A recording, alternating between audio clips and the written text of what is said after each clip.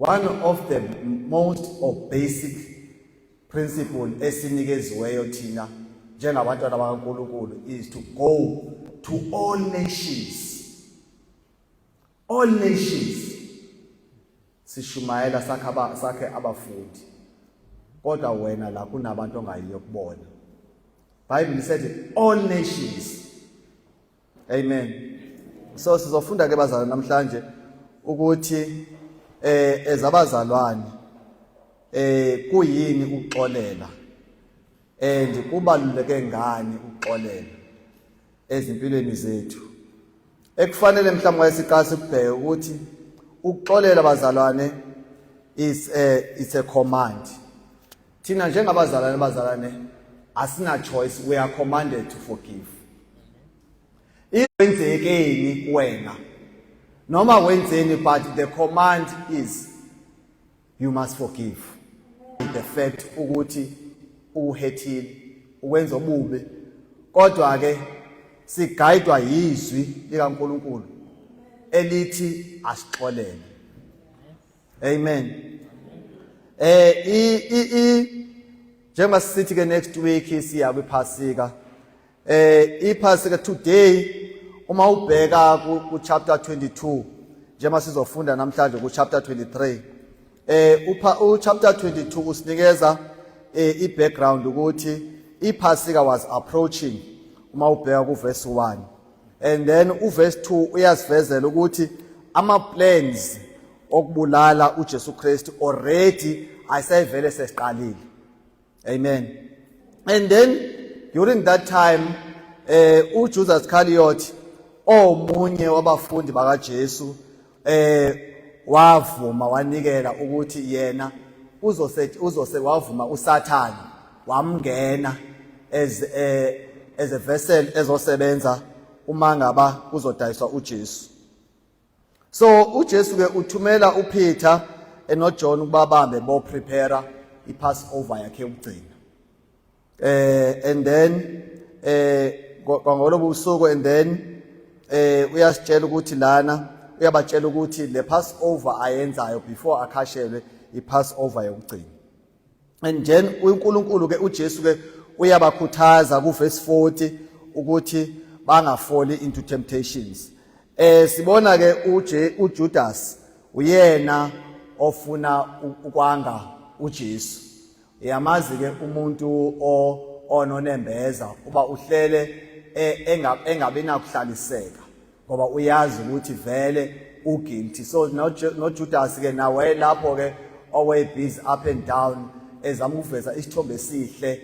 Uma uzazi ba akhonto embi oyenzileyo asikho isizathu ba ufuna ukuprove ukuthi awenzanga lutho ngoba uyazazi vele ukuthi ayikho into wrong oyenzile. So by the virtue uJudas ehla enyuke ephithizela, it was a clear sign kuJesu ukuthi lo uyena impela ozomdayisa. Uma sibheka ke futhi ku verse 68 kwakuyona le verse abalokhuzana ama chief priest ke ayalokhuzana ayalungiselela yonke whereby uJesu crucify khona. Now bazalwane uma sifunda ke ku chapter 23 ke manje siya ku chapter 23 verse 33 to 34. Angazi bangibani obefunda noma uqale kuphi na babukhazi ungangisiza ngesizulu sakho esihle ungifundele abese umama uNxumalo ngicela ukuthi asikhulekele. Amen.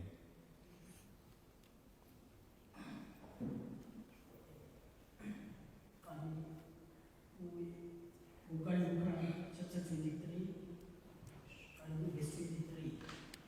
Uthi kepha bamfundisela ngokumemeza okukhulu befuna ukuba abethele. Ukumemeza kwabo kwamfuma. Wayesenquma uPilato ukuthi akwenziwe abafunayo. Wayesenkulula wayefakwe ethunjini ngenxesi yesiyaliyayo ukubulala ababemthela, kepha wamnikela uJesu kubo njengokuthanda kwabo. Kwathi bebuka naye babamba uSimoni wasekhulele evela endle bamthwesa isiphambano ukuba asithwale emva kaJesu. Kwalandela isicubu esikhulu sabantu, kukhona nabesifazane ababemkhalela bemlilela. Kepha uJesu uphendulela kubo wathi, "Madodakazi aseJerusalema, ningangikhaleli mina, kodwa zikhaleleni mina nabantwana benu. Ngokuba bhekani kuyeza izinsuku abayakusho ngazo ukuthi zibusisiwe izinyumba nezizalo ezingazalanga namabele angancelisanga. Khona bayakuqala ukuthi ezintabeni, welani phezulu kwethu nasemagangeni sisibekeleni. Ngokuba uma benza lokho emthini womhlaba, kuyakwenziwani kumileyo na? Kwakukhona nabanye izelelesi ezimbili abayiswa ukuba babulawe kanye naye. Sebefikile endaweni ethiwa iKhana, bambethela khona nazo izinelesi, esinye ngakusokunene nesinye ngakusokhohlo. Kepha uJesu wathi, "Baba, bathethelele ngokuba bakwazi abakwenzayo." Babelana izingubo zakhe benzelana inkatho. Ngicela umama unquma la sikhuleke. Akekho? Okay. Ngicela umama umkhaya sikhuleke.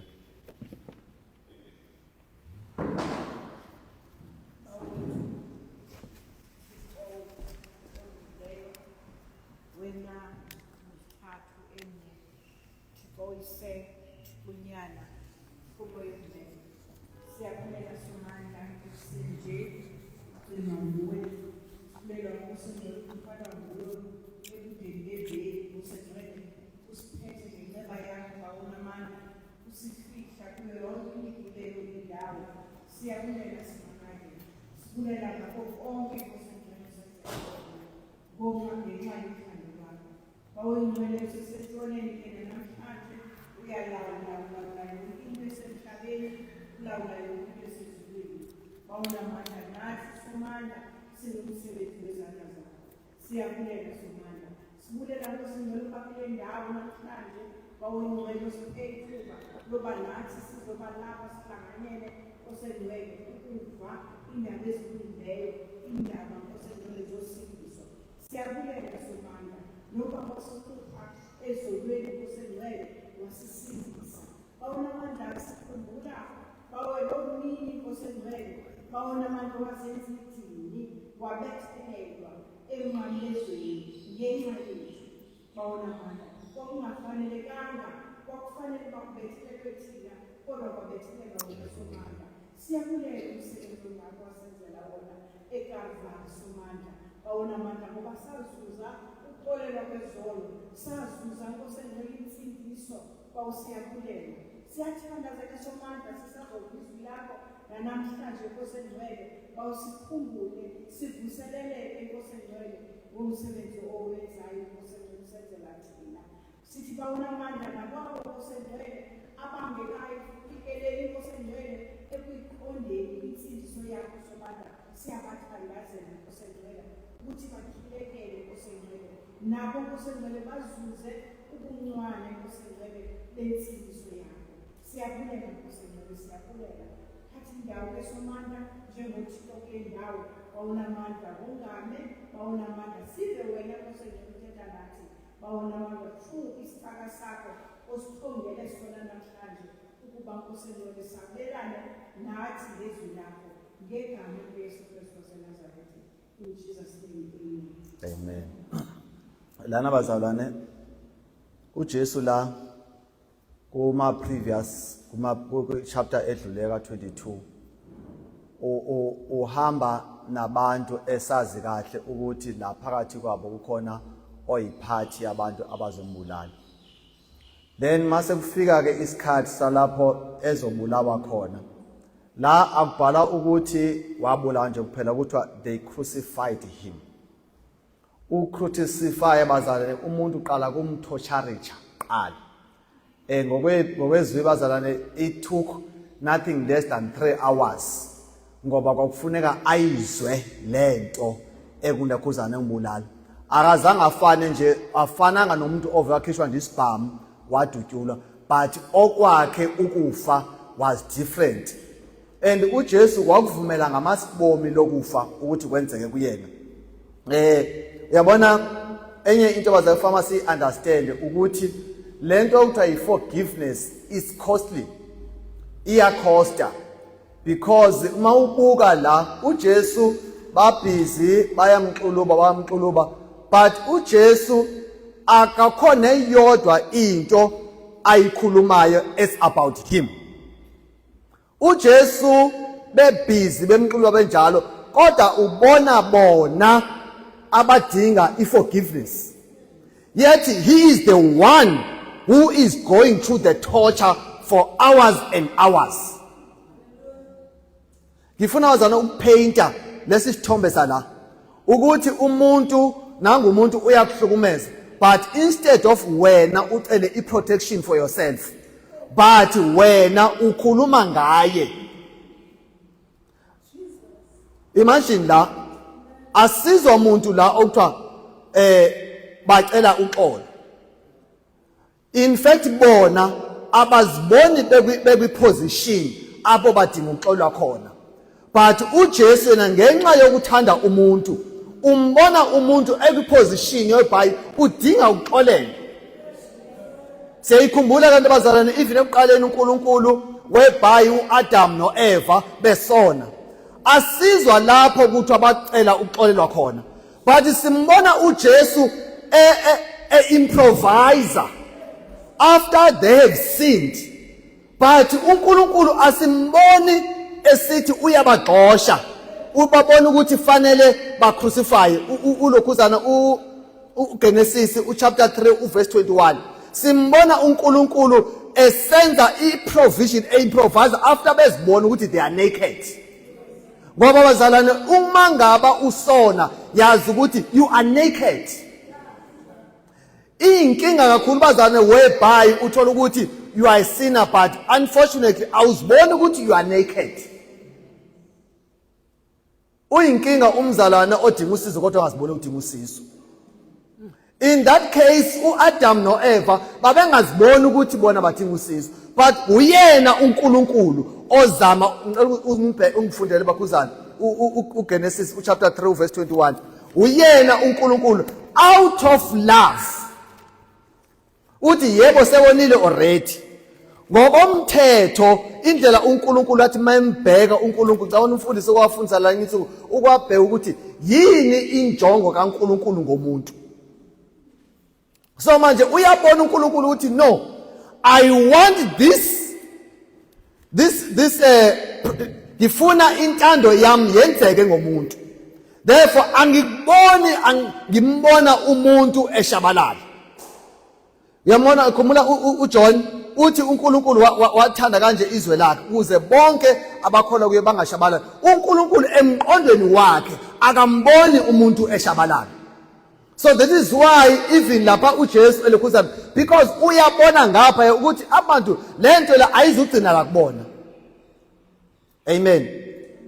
So this was a very very painful torture. In life kukhona abantu abazokunikeza isihluku ongasoze wasibona, ongasoze wasikhohlwa. Kade uJesu la lento uJesu owayehamba kuyona, it was the true reflection of impilo esizoyiphila njengabazalwane. So njengoba uJesu wayequluwa kukhona izinto inerve ezoba inerve empilweni yakho for years and years. Njengoba ukuthotshalishwa kwaJesu it took a very long time. Lento lena yayiveza ukuthi nathi in our journey yokukholwa ukhona izinto ezoba yipain impilo yakho yonke. Ukhona lengane ezokuhlupha day and night ingakunikeza ukuthula. Kodwa wena you are still expected to speak positive ngayo. Ngoba awukhulumi lokhu okubona but ufuna ukukhuluma lokho ofuna ukubona. Ngicela ngifundele uGenesis chapter 3 verse 21. Genesis chapter 3 verse 21 ufundela kanje. uJehova uNkulunkulu wabenzela uAdam nomkakhe iziphuku wabembathisa. You understand la? Laba bantu bonile. uJesu ngala abayicelanga le provision. uJesu ngala bayamxuluba but uadvocatela bona not uJodwana. Uadvocatela bona laba bantu bonile but in this case ubona yena forget about himself. So that means ukuxolela it takes us isihlisi sibeke phansi ngoku umaziyo ukuthi ukonile but ungamboni engumuntu ofanele ukufa kodwa umbone kuumuntu ofanele ukuxolela ngoba ukuxolela is the shifting of blame of justice from yourself to God. Wena uyazikhulula wena iburden emahlombe wakho uthi uNkulunkulu this is yours. Kodwa ke ungayimisi interpretation engiyishoyo. Kukunemikhuleko esingakaze siyibone la eBhayibhelini ethi back to the sender. Umuntu uyakhuleka uyamona uyakhuleka lo mkhuleko bazalwane is unbiblical. Izwi likaNkulunkulu bazalwane alithi asiwishele abantu abasonayo izinto ezirong. But izwi likaNkulunkulu lisifundisa ukuthi asibakhulekele and uJesu uma ekhuluma in a very critical situation but ngendlela yokubaleka ngayo ukuxolela uthi mina ngizoxolela even if the situations are unfavorable for me. This is what is expected from us. In the worst situation,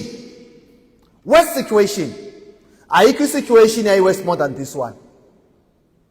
Whereby ukuthatha kwempilo yomuntu kuzothatha hours and hours.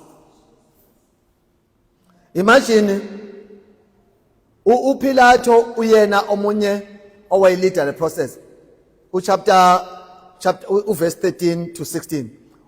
Uthi repeatedly ukuyasho ukuthi lo muntu lo akenzanga lutho. Repeatedly uyaphinda ukuthi ngimbhekile kodwa I found no sin on him. Kuzoba khona izimo lapho uzothola ukuthi wena ayikho into errong oyenzile. Uyena lo muntu okusukelile but unfortunately the word of God says you must forgive. We must forgive. Ukuthatha uJesu indlela asithanda ngayo and uyabheka bazalwane ubona ukuthi lento lena it was so unconditional. Uthando lukaJesu kuthina is so unconditional. Thina siye sithi phela angeke ngimxolela until ezeze kumina acela uxolo ngokwasezweni and siyibeka kahle lento uba funeka axolise futhi funeka abonakalise ukuxolisa kwakhe but ngokwezwi akukho lapho kuthiwa fanele axolise yena. Uthi uRomans 5 verse 8 Jesus Christ he forgave us while we were still sinners. Yangizwa ke wena ke uzoma ngokuthi ngifuna qala zoxolisa ngifuna goqe phansi azoxolisa izwi likaNkulunkulu alisho kanjalo. So bazalwane I'm preparing you bazalwane ukuthi sithi sisiya kweli pass over as excited ngalo uzibuza umbuzo ukuthi ngiyaxolela yini. Ngicela sibheke inhliziyo zethu ukuthi ngiyaxolisa yini. Kunabantu engiba avoidayo mhlawumbe even esontweni mawuthiwa kuyabingelela bekhona ophuma ngala omunye ophuma ngala. Why? It's because awuna peace empilweni yakho. Uzoyibona ke lento bazalwane. I-forgiveness bazalwane ukuthi ibaluleke kangakanani. I-forgiveness bazalwane ngokwezwi thina uJesu wayengaphoqelekile ukuthi axolele. But ngenxa yothando lomuntu. Sithi iBhayibheli sithi uyini na umuntu umthande kangaka. So uJesu wayengaphoqelekile ukuthi asixolele. Cela ungivulela uIsaiah 66 verse 8. Kodwa ke bazalwane thina uJesu was setting up a standard of living. Ukuthi thina ke ngoba thina we want to be Christ-like. Thina ke bazalwane we don't have a choice. Bavezi. Asinayo choice nje noma ukhona umuntu owathatha imali yakho engakanani but wena awuna choice. We are obligated to forgive. Ukuxolela bazalwane is not an option but it is a command. Amen. Ukuxolela bazalwane it secures our own forgiveness. Yona ukuxolela okusiza kwathina ukuthi sikwazi ukuthethelwa uNkulunkulu. Ngicela ungifundele babukhazi uIsaiah 6 verse 8. Isaiah 6. Chapter 6 verse 8.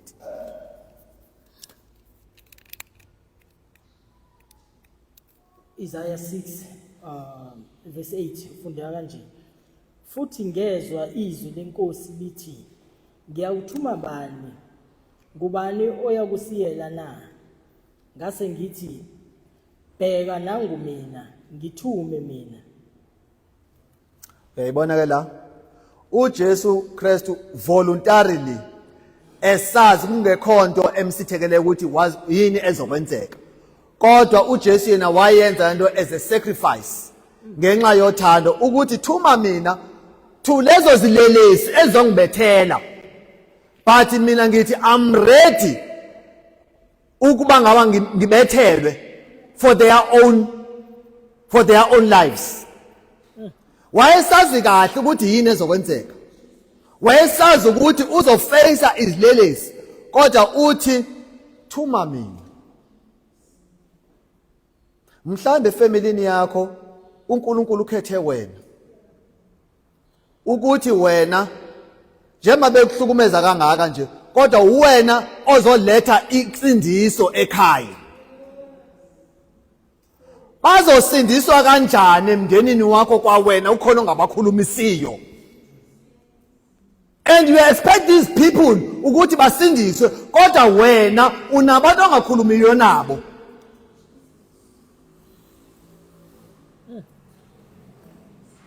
Hallelujah. Amen. Kodwa iBhayibheli lisho kahle lithi and okuxola bazalwane apho ku strange khona. Uyesithi thina phela hayi uyabona wayenza lento ngathula wayenza lento ngamxolela uyayiphinda again. Sho njalo phela. Yes. Impela nifika la nisuke ekhaya nishadi la nikhulumisana. Ngendaba yalento u repeat same mistake when again noma sowuya kuma counselors ufika usho lento uthi no lento lena kade iphinda lento yakhe. I'm not promoting bazana ukuthi abantu benzo kodwa I'm trying to paint ukuthi akukho lapho kuthiwa umuntu somxolele enough. Amen. Akukho lapho noma ngaba ngangimosha kangakhi.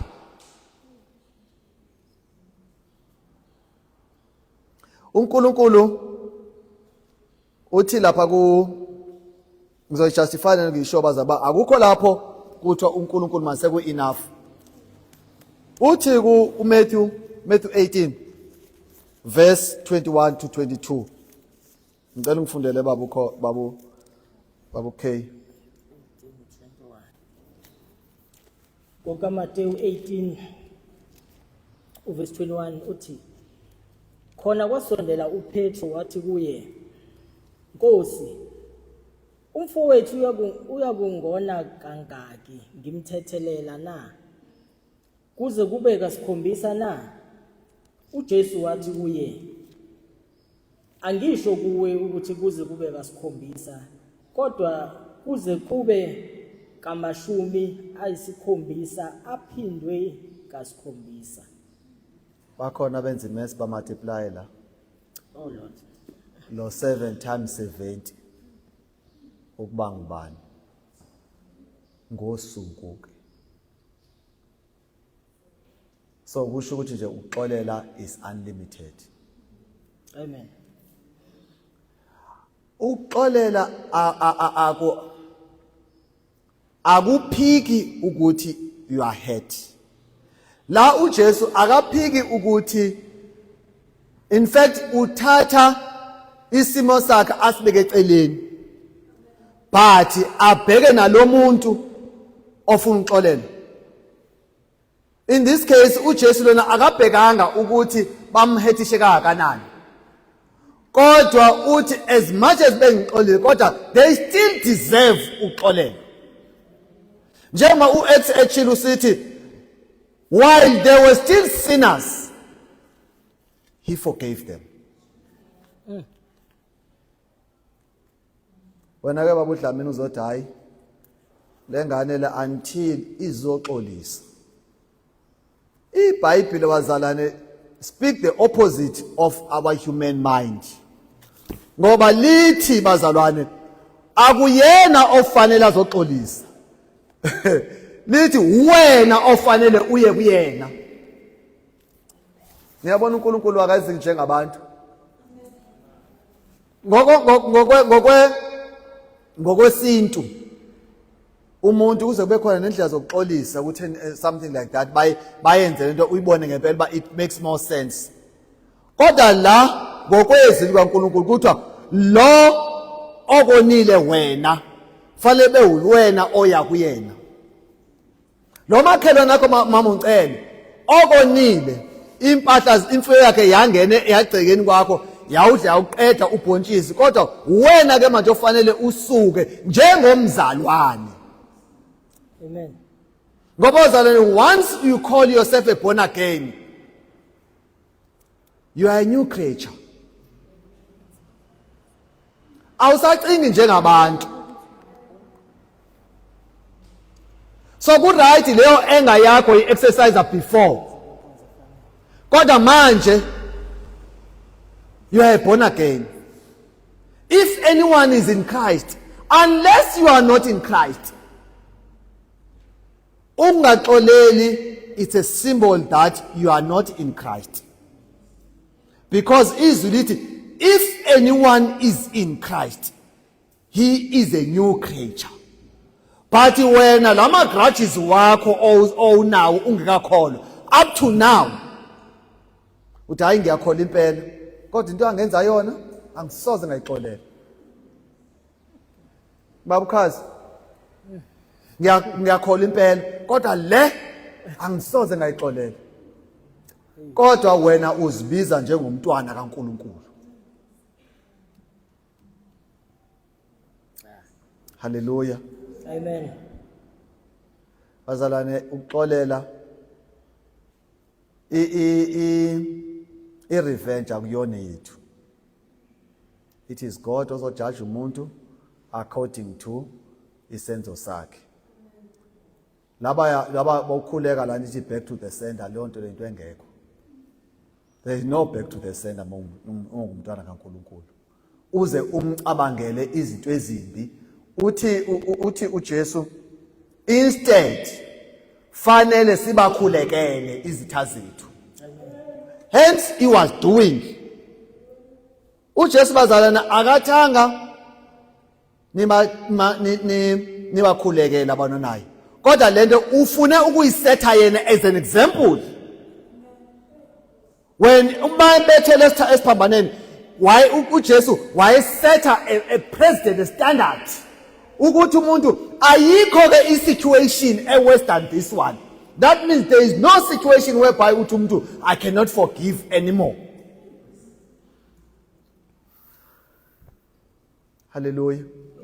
Amen. Funa sithi so celebrate iPassover besibona sizihlolisisile ukuthi are we really position whereby siyamzo celebrate ngempela. Kuzoshunyela usabusiseka kade wabusiseka phansi igadi selapha. Njalo unyaka nonyaka uyabusiseka. Njalo unyaka nonyaka uyabusiseka but awuxoleli. Hayi ngaze ngabusiseka. Hey yabona this time it was better than last year. Hayi ngaze ngabusiseka but still you are not transformed. Amen. Ukuxolela ke bazalwane means putting others before you. Kukukhohlwa ngawe. Amen. Uma ungabheka laphana ngicela ungifundele uverse 34 wena la kule passage. Matthew 8. Ana baba uLuka Matthew 18. sikuluka baba. Bano semvulile. uJesu wathi, Baba bathethelele, ngokuba abakwazi abakwenzayo. Babelana ngezinto zakhe, benzelana unkani. Uyezwa la uJesu ukhuleka umkhuleko o selfishness. Yes, ngoba bazalwane at some point we need to bazalwane uNkulunkulu asize siyeke ukuba selfish only about us. Even masikhuleka thina onkosi busisa mina busisa ingane zami busisa everything is about you. The sincere prayer is not only about you but it is also about others. In this case uJesu forgot about himself. He prayed for the others. But wena uwe nabantwana bakho uwe nemoto zakho uwe nomsebenzi wakho uwe but nebusiness lakho umkhuleko osincere is not about you alone. Umkhuleko oselfish lo. Ukuxola bazalisa you put others before you. Ungangijimela ku Matthew 6 verse 12.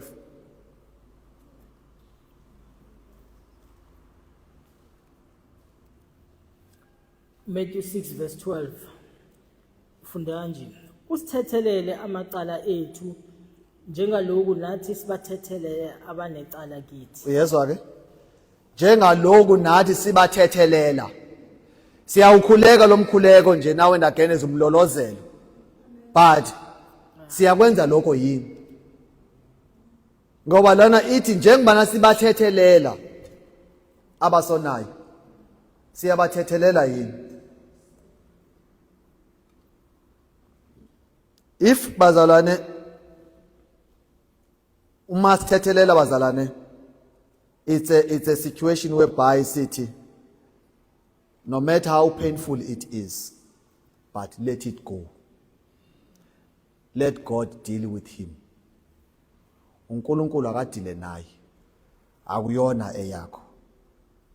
Yabona la uJesu ukhuluma njengoStefane. uStefane owathi bemxuluba akazange akho lutho negative ngabo but yena wabona amazulu evuleka. So uma sikhuluma masithothele bazalwane umazi ukuthi thina we are putting ourselves last and sithi bathethelele babo.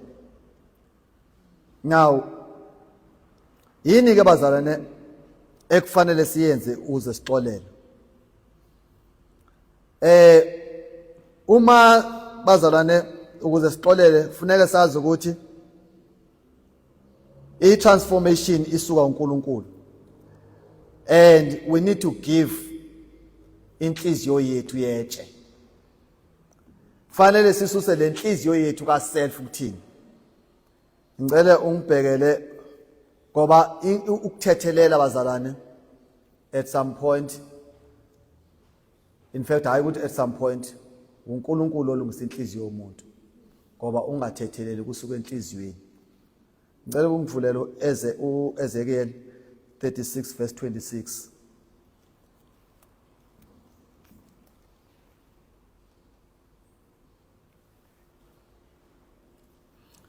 Ezekiel 36 verse 26 funda kanje.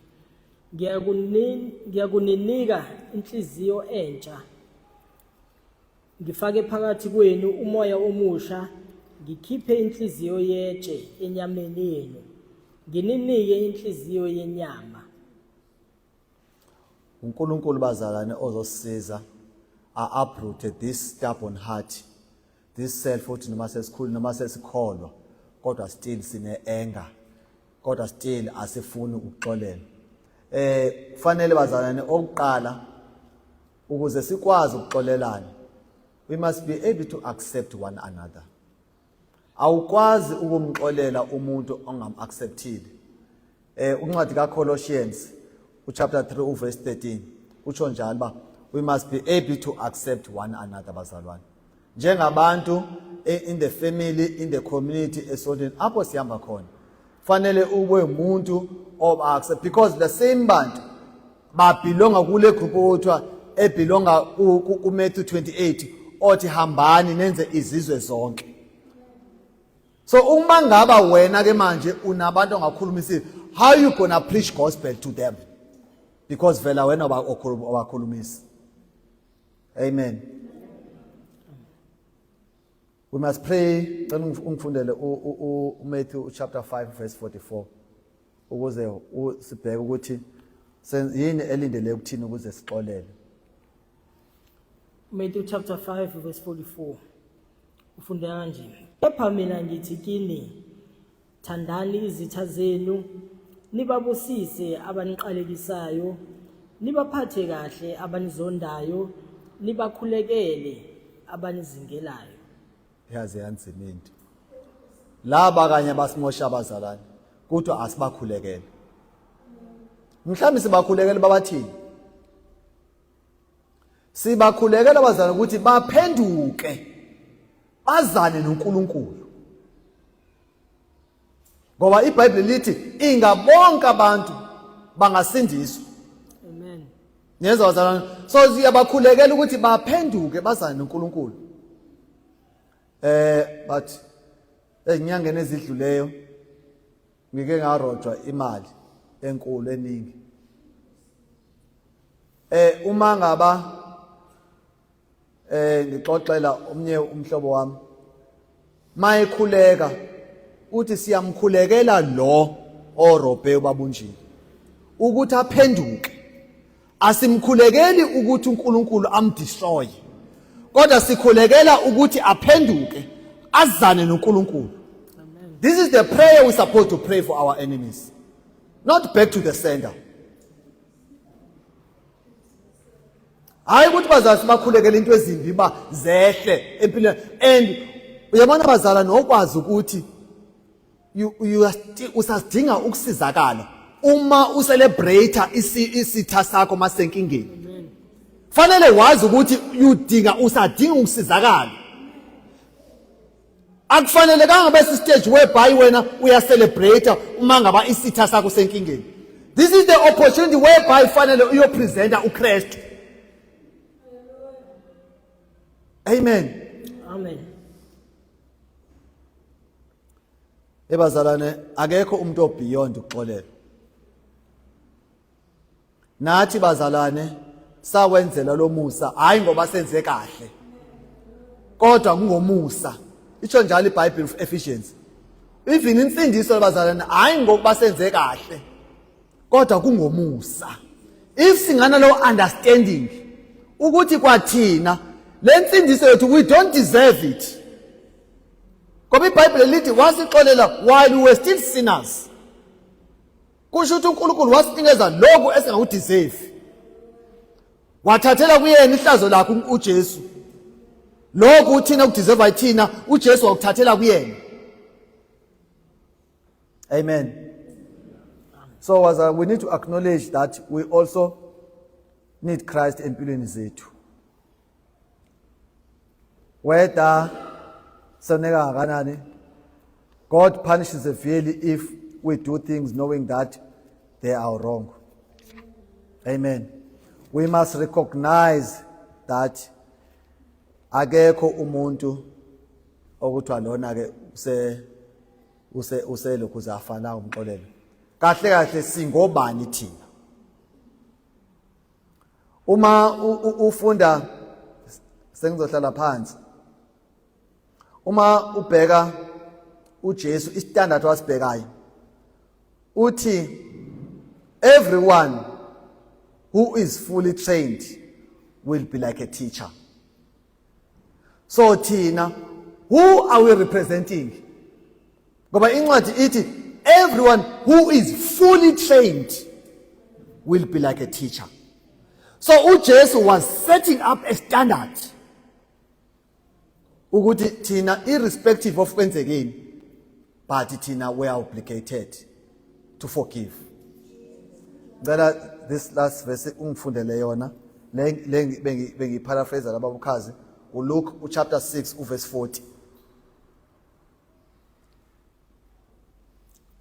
Luke chapter 6 verse 40 ufundela kanje. Umfundi kaphezulu komfundisi, kepha yilowo ophelelisiwe uyakuba njengomfundisi wakhe. Uyezwa thini? Lowo ophelelisiwe. Ithi ke lesingesi everyone who is fully trained will be like a teacher. And our teacher is Christ. So Tina, what image? Who are we following if ever we are failing to forgive? Uyimuphi lo thisha esihambele enyatheni zakhe? So uma sizo celebrate iPhasika, I pray ukuthi uNkulunkulu asisebenze inhliziyo zethu. Ukuthi we can't celebrate iPhasika unyaka nonyaka, but we still remain the same. Jesus Christ was putting a standard, a setting example ukuthi no matter how much you have been wronged, but you still expected to forgive. Ngicela sithandaze. uNkulunkulu omuhle, uNkulunkulu